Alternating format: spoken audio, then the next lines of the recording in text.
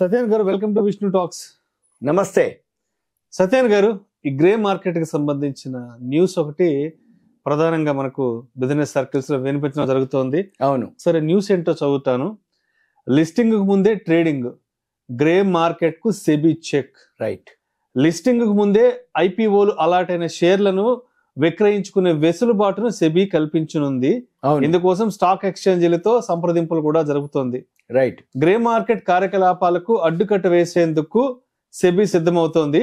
అవును. ఐపీఓలో షేర్లు అలాట్ అయిన మదుపర్లు లిస్టింగ్ ముందే వాటిని విక్రయించే మెకానిజాన్ని తీసుకురావాలని యోచిస్తుంది. తద్వారా గ్రే మార్కెట్ కార్యకలాపాలు నియంత్రించాలి అనుకుంటున్నట్లు సెబీ చైర్పర్సన్ మాధవి పురిబుచ్ పేర్కొన్నారంటూ కూడా ఒక వార్త బిజినెస్ సర్కిల్స్ లో గ్రే మార్కెట్ కి సంబంధించిన ప్రధాన అనౌన్స్మెంట్ ఒకటి వస్తుంది.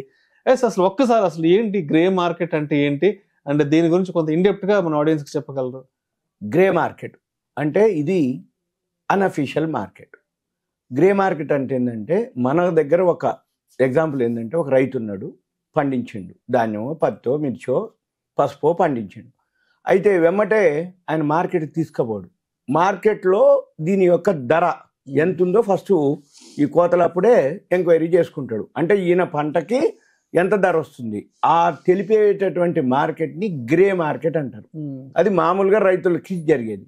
మన షేర్ మార్కెట్లో కూడా ఐపీఓలు ఏదైతే ఉందో, ఐపీఓలు అప్లై చేసే ముందే, అప్లై చేయకుండానే అప్లై చేసి మీకు కనుక అలాట్మెంట్ వస్తే ఇంత గ్రే మార్కెట్ ప్రీమియం వస్తుంది అని ముందే మార్కెట్లో కొన్ని వెబ్సైట్లు ఉన్నాయి.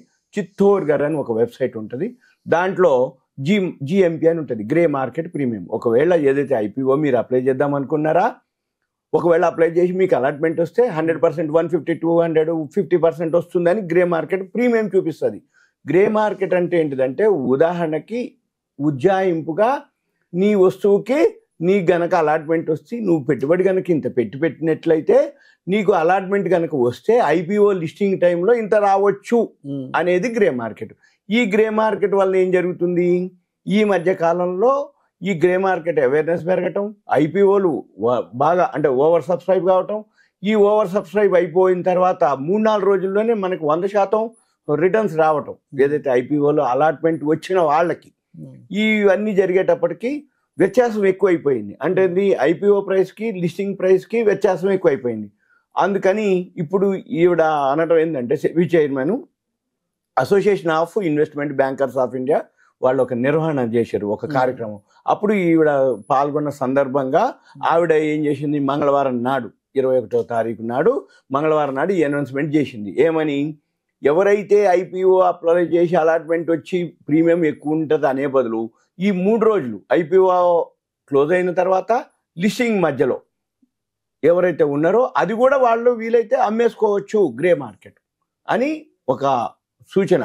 అంటే ఇప్పుడు ఐపీఓలు భూమి నడుస్తుంది కాబట్టి భారీగా సబ్స్క్రిప్షన్స్ అవుతున్నాయి, లిస్టింగ్ రోజే భారీ లాభాలు వస్తున్నాయి. ఎప్పుడైతే ఐపీఓ సబ్స్క్రిప్షన్ పూర్తయ్యాక లిస్ట్ అవ్వటానికి గ్యాప్ ఏదైతే ఉందో ఆ గ్యాప్లోనే ఈ గ్రే మార్కెట్ కార్యకలాపాలు పెద్ద ఎత్తున జరుగుతున్నాయి. వీటిపైన నియంత్రణ ఉండదు. అంటే మార్కెట్ బాగుందా, ప్రీమియం ఎక్కువ ఉంటుంది grey market. Suppose market down ఉందా, గ్రే మార్కెట్ ప్రీమియం తక్కువ ఉంటుంది. దాని మీద ఒక అజమాయిషి కానీ ఎవరు చేస్తుర్రు, అసలు అంతే వస్తుందా, దానికి ఒక నిర్దిష్టంగా ఏవైతే పారదర్శకత, ట్రాన్స్పరెన్సీ ఉండదు. కాబట్టి ఈ గ్రే మార్కెట్ ప్రీమియం బట్టి లిస్టింగ్ రోజు వస్తుంది అని గెస్ చేస్తారు వాళ్ళు, ఎవరైతే సబ్స్క్రైబర్స్ అనుకో, అప్లై చేసిన వాళ్ళందరూ అనుకో. అయితే దీన్ని ఇప్పుడు సెబీ చైర్మన్ ప్రస్తావించడం జరిగింది. అయితే ఇలా అనుకున్నప్పుడు, అమ్మాలి అని అనుకున్నప్పుడు, ఈ మార్కెట్ ఏదైతే గ్రే మార్కెట్ ఉందో దాన్ని కూడా మనం అఫీషియల్గా చేయాలి. నియంత్రిత మార్కెట్ అంటే మనం ఐపీఓ అయిపోయిన తర్వాత లిస్ట్ అయితే మనం ఎలా అయితే ఎక్స్చేంజ్లో అమ్ముకుంటామో అలానే దీన్ని కూడా నియంత్రిత చేయాలి అని ఒక ప్రపోజల్ పెట్టడం జరిగింది.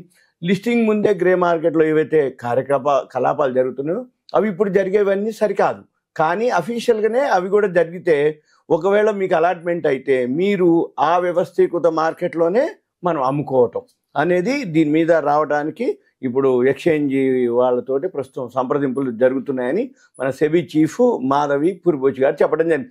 కానీ ఈ గ్రే మార్కెట్ ఇప్పుడు కొత్తగా వచ్చింది కాదు. గ్రే మార్కెట్ ఏదైతే ఉందో ప్రీ మార్కెట్ లో ఎప్పటి నుంచో వస్తాయి.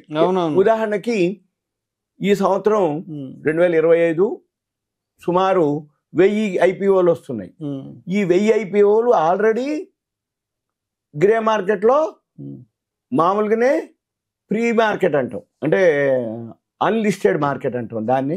అన్లిస్టెడ్ ప్రీ ఐపీఓకు రాకముందే లావాదేవీలు జరిగిపోతాయి. ఇప్పుడు ఉదాహరణకి NSE ఉంది, నేషనల్ స్టాక్ ఎక్స్చేంజ్. ఆ షేర్లు కొని అమ్ముతూనే ఒక మార్కెట్లో. ఇక్కడ ట్రేడ్ కాదు, ఎందుకంటే ఐపీఓకు రాలేదు కాబట్టి అది ఇష్యూ వచ్చిన తర్వాత అందరూ అప్లై చేస్తే అప్పుడు లిస్టెడ్ అయింది. ఇప్పుడు అన్లిస్టెడ్ షేర్లు ఉంటాయి. ఇప్పుడు NSE అనుకోండి, NSDL అనుకోండి, NCDX అనుకోండి, ఓయో అనుకోండి, టాటా క్యాపిటల్ అనుకోండి, బోట్ అనుకోండి, ఇటువంటివి 1000 కంపెనీలు. ఇప్పుడు రిలయన్స్ జియో ఉంది, ఐపీఓకి వస్తుండు. జిందాల్ ఉంది, JSW స్టీలు, జిందాల్ వాళ్ళవి ఉన్నాయి. ఇప్పుడు అగర్వాల్ ఐ హాస్పిటల్ హైదరాబాద్ వాళ్ళు ఉన్నారు. వాళ్ళందరూ ఈ ఐపీఓలకు వస్తున్నాయి. ఐపీఓకి వస్తున్నామని డ్రాఫ్ట్ ప్రాస్పెక్టస్ ఎప్పుడైతే ఫైల్ చేస్తారో అక్కడి నుంచి నడుస్తాయి. అంతకు ముందు నుంచి కూడా వాళ్ళు గ్రే మార్కెట్లో అన్లిస్టెడ్ షేర్స్ జరుగుతూ ఉన్నాయి. కాకపోతే ఇప్పుడు ఇవన్నీ కూడా ప్లాట్ఫామ్స్ వేరే ఉన్నాయి, కొనేవాళ్ళు ఉన్నారు, అమ్మేవాళ్ళు ఉన్నారు.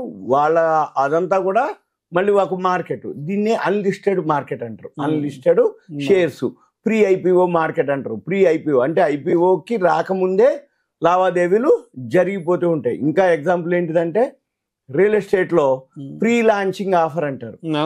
అంటే ఏంది, శంకుస్థాపన చేస్తారు, కన్స్ట్రక్షన్ 2-3 ఏళ్ళు పడుతుంది, కానీ ఇప్పుడే అడ్వాన్స్ కింద బుక్ చేసుకుంటారు, అడ్వాన్స్ కింద అమ్మేస్తారు. అంటే ముందే బుకింగ్ అయిపోతుంది, అంటే ఆయనకు ముందే పైసలు వస్తాయి, ఈయన కూడా రొటేషన్ చేసుకుంటా ఉంటారు. రైట్, ఈయన తక్కువలో నాకు వస్తుంది అనుకుంటాడు. ఎవరైతే అపార్ట్మెంట్ ఫ్లాట్ కొనుక్కున్నా బయ్యరు, ఈయన ఏమనుకుంటాడు, తక్కువలో వస్తుంది కదా, 2-3 ఏళ్ళ తర్వాత బాగా పెరుగుతుంది కదా, అప్పుడు అమ్ముకున్నాం అనేది ఈయన ఉద్దేశం. ఆయనకేంది, మీరు అన్నట్టు ముందు అమ్మేసినవా, ఇక మన పైసలు వచ్చేసినాయి, ఇక చిన్నగా మొదలు పెడతారు. అంటే 2 ఏళ్ళు సంవత్సరంన్నర టైం ఉంటుంది. బ్రాండ్ని బట్టి ఏది కన్స్ట్రక్షన్ జరుగుతుంది. ఈ సేమ్ ప్రతి ఫీల్డ్ లో ఉంటుంది. ఇప్పుడు ఉదాహరణకి రైతులు పంట పండిస్తే కూడా రైతులు కూడా ముందే అమ్మేస్తారు. మిల్లర్స్ ఉంటారు. ఇప్పుడు ధాన్యం పంట వస్తుంది, ధాన్యం పంట నువ్వు కోస్తున్నప్పటికే వాళ్ళు మిల్లర్స్ వచ్చేసి నీ దగ్గర నుంచి కొనేసుకొని వెళ్ళిపోతారు. అంటే నువ్వు కొయ్యటం తీసుకెళ్ళి ఇటమే వాళ్ళకి. అంటే ఒక రేట్ ఫిక్స్ అయింది, నీకు పైసలు అవసరం, నువ్వు కొయ్యలేదు, ఇంకో వారం రోజులకు కొయ్యాలి నువ్వు పంట, నీకు పైసలు ఇచ్చేస్తారు. ఇప్పుడే ఇచ్చేసి నువ్వు వారం పంట అయిపోగానే కొయ్యగానే నేరుగా ఆ మిల్లుకి వెళ్ళిపోద్ది. అది గ్రే మార్కెట్. ప్రతి ఫీల్డ్ లో గ్రే మార్కెట్ ఉంటుంది. కాకపోతే మన షేర్ మార్కెట్ లో ఇప్పుడు మనము ఈ కంటెంట్ మీద సెబీ చైర్మన్ మాధవి పుర్బుచ్ గారు దీన్ని అఫీషియల్ చేయాలనేది ఉంది. ఇంకా మనం లేటెస్ట్ న్యూస్ ఉంటే తర్వాత మనం మన వాళ్ళకి అప్డేట్ చేస్తాం. Thank you sir. Thank you.